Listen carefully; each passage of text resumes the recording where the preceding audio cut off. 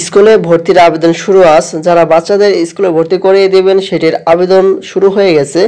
আর আবেদন করতে হলে কিভাবে আবেদন করবেন এখানে বিস্তারিত বলা হয়েছে যে আপনারা বাচ্চাদের কিভাবে আবেদন শুরু করবেন, আবেদনের নিয়মাবলী এখানে বলা হয়েছে আপনাদের মাঝে। এই আবেদনের স্টেপ বাই স্টেপ বলে দেওয়ার চেষ্টা করব। আশা করি আপনারা এভাবে আবেদন করে বাচ্চাদের ভর্তি করিয়ে দিবেন। এখন শুরু করা যাক। এর আগে বলে রাখি, যদি আমাদের চ্যানেলটিতে নতুন হয়ে থাকেন অবশ্যই আমাদের চ্যানেলটিকে সাবস্ক্রাইব করবেন। এই রিপোর্টটি প্রকাশ করা হয়েছে 12 নভেম্বর 2024। দেখি কি বলা হয়েছে। সরকারি বেসরকারি স্কুলের প্রথম থেকে নবম শ্রেণী পর্যন্ত ভর্তির আবেদন শুরু হচ্ছে আজ থেকে। বেলা 11টা থেকে অনলাইন আবেদন করতে পারবে শিক্ষার্থীরা। এই প্রক্রিয়া চলবে 30 নভেম্বর বিকাল 5টা পর্যন্ত। এখানে মেয়াদও কিন্তু দেওয়া হয়েছে 30 নভেম্বর বিকাল 5টা পর্যন্ত। আবেদন শেষে ডিজিটাল নোটারির মাধ্যমে শিক্ষার্থী বাছাই ও ভর্তি করানো হবে।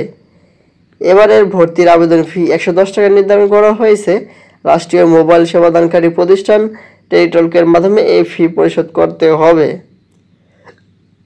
ডিজিটাল লটারি শেষে আগামী 17 ডিসেম্বর শুরু হবে ভর্তি কার্যক্রম, যা চলবে 21 ডিসেম্বর পর্যন্ত। আর প্রথম অপেক্ষমান তালিকা থেকে ভর্তি শুরু হবে 22 ডিসেম্বর থেকে 24 ডিসেম্বর পর্যন্ত। আর দ্বিতীয় অপেক্ষমান তালিকার ভর্তি চলবে 26 ডিসেম্বর থেকে 30 ডিসেম্বর পর্যন্ত। আর আবেদনের প্রক্রিয়া হচ্ছে, এই ওয়েবসাইট দেওয়া হয়েছে যে http.gsa.teletalk.com.bd লিঙ্কে ঢুকে সরকারি ও বেসরকারি স্কুলের জন্য আলাদাভাবে আবেদন করা যাবে।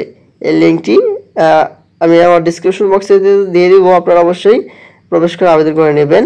আবেদনের সময় সরকারি স্কুলের ক্ষেত্রে থানাভিত্তিক শিক্ষা প্রতিষ্ঠান ও বেসরকারি স্কুলের ক্ষেত্রে মহানগর এলাকা ও জেলা সদর উপজেলার পর্যায়ের ক্ষেত্রে শিক্ষা প্রতিষ্ঠানের তালিকা পাওয়া যাবে। আবার স্কুল চয়েস বা পছন্দক্রম যেভাবে সরকারি প্রাথমিক বিদ্যালয়ের আবেদনের ক্ষেত্রে একজন শিক্ষার্থী সর্বোচ্চ 5টি বিদ্যালয় ভর্তির পছন্দক্রম দিতে পারবে। স্কুল চয়েস বা পছন্দক্রম যেভাবে সরকারি মাধ্যমিক বিদ্যালয়ের আবেদনের ক্ষেত্রে একজন শিক্ষার্থী সর্বোচ্চ 5টি বিদ্যালয় ভর্তির কার্যক্রম পছন্দক্রম দিতে পারবে, অর্থাৎ সর্বোচ্চ 5টি বিদ্যালয় পছন্দ আবেদন করা যাবে এখানে বলা হয়েছে। তবে ডাবল শিফট স্কুলে উভয় শিফট পছন্দ করলে 2টি পছন্দক্রম সম্পাদন হয়েছে বলে গণ্য করা হবে। মানে ডাবল শিফট 2টি পছন্দ করা যাবে বলা হয়েছে।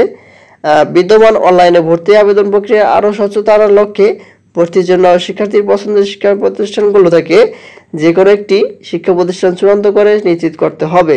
বিষয়টি সফটওয়্যারে অন্তর্ভুক্ত থাকবে। আর বয়সের কথা বলা হয়েছে, জাতীয় শিক্ষানীতি 2010 সরকারি ও বেসরকারি মাধ্যমিক বিদ্যালয়ের জন্য ভর্তি নীতিমালা অনুযায়ী 2025 শিক্ষাবর্ষে প্রথম শ্রেণীতে ভর্তির জন্য শিক্ষার্থীর বয়স 6 বছরের বেশি হতে হবে। মানে প্রথম শ্রেণীতে ভর্তির জন্য 6 বছরের বেশি হতে হবে। তবে কাঙ্ক্ষিত শিক্ষাবর্ষের প্রথম 1 জানুয়ারি শিক্ষার্থীর সর্বনিম্ন বয়স 5 বছর এবং 31 ডিসেম্বর তারিখে সর্বোচ্চ বয়স 7 বছর হলেও আবেদন করা যাবে। যেমন আগামী বছর বা 2025 সালে কোনো শিক্ষার্থী প্রথম শ্রেণীতে ভর্তির সময় তার জন্ম তারিখ 2017 সালের 31 ডিসেম্বর থেকে 2020 সালের 1 জানুয়ারির মধ্যে হলে শিক্ষার্থীরা আবেদন করতে পারবে।